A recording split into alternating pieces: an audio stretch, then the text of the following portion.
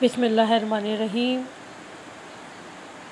اسلام میں سالگرہ پہ کوئی پابندی نہیں، سالگرہ کر سکتے ہیں، مگر اس میں جائز طریقے سے کہ کوئی غیر شرعی کام اس میں نہ انجام دیا جائے۔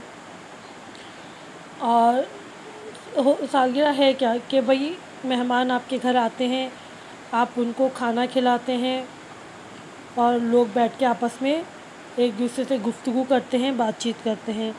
ویسے بھی مہمان خدا کی رحمت ہیں، اور مہمان جب آتے ہیں تو اپنے ساتھ گھر کی جو مشکلات ہیں، مصیبتیں، پریشانیاں اپنے ساتھ لے کر چلے آتے ہیں۔ مہمان آنا تو ویسے بھی باعث رحمت ہے، اور آپ کسی کو مہمان اپنے گھر بلا رہے ہیں تو یہ تو بہت اچھی بات ہے۔ اس دور میں جب کہ ہر طرف پریشانیاں ہیں، تھوڑی سی لوگوں کو خوشی مل جائے، لوگ خوش ہو جائیں، اس سے بڑی اور کیا بات ہو سکتی ہے۔ تو اسلام بھی سالگرہ کرنے کو منع نہیں کرتا، بس یہ کہ ایک اسلام کے دائرے میں رہ کر ایک طریقے سے سالگرہ کی جائے، اپنی خوشی کو منایا جائے، تو اس میں کوئی ممانعت نہیں ہے، کوئی برائی نہیں ہے۔ ہم سالگرہ کر سکتے ہیں، اور اسلام نے بالکل اس کی اجازت دی ہے۔ اسلام میں کہیں یہ نہیں ہے کہ آپ سالگرہ نہیں منا سکتے، آپ خوش نہیں ہو سکتے۔ آپ خوش ہو سکتے ہیں اور مہمانوں کو اپنے گھر بلا سکتے ہیں، ان کو بہترین کھانا کھلائیے، ان کے ساتھ اچھا وقت گزاریے، اور ان کے ایک دوسرے کی خیال رکھیے۔ بس یہی دعا کرتے ہیں ہمارے اللہ سب کو خوشیاں نصیب فرما، سب کی پریشانیاں دور ہو جائیں، سب اسی طرح ایک دوسرے کو اپنے گھر بلائیں، ایک دوسرے کا خیال رکھیں، اور مل جل کر رہیں، کیونکہ اس دور میں بہت ضروری ہے مل جل کر رہنا۔ جب آپ مل جل کر رہتے ہیں تو ایک دوسرے کی مدد بھی کرتے ہیں، ایک دوسرے کا خیال بھی رکھتے ہیں۔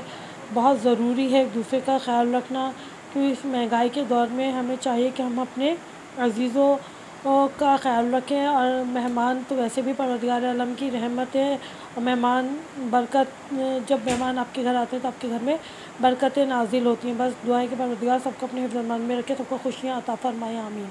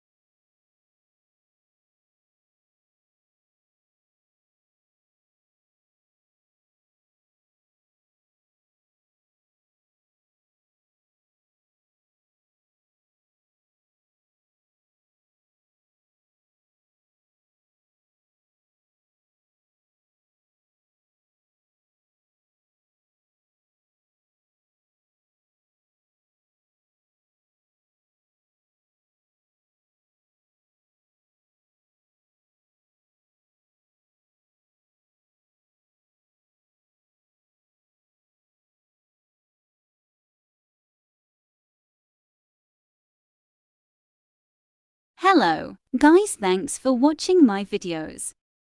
Like, comments, share and subscribe my YouTube channel. Don't forget to press bell icon. There will be more Islamic and informative videos. Ilm Kashat.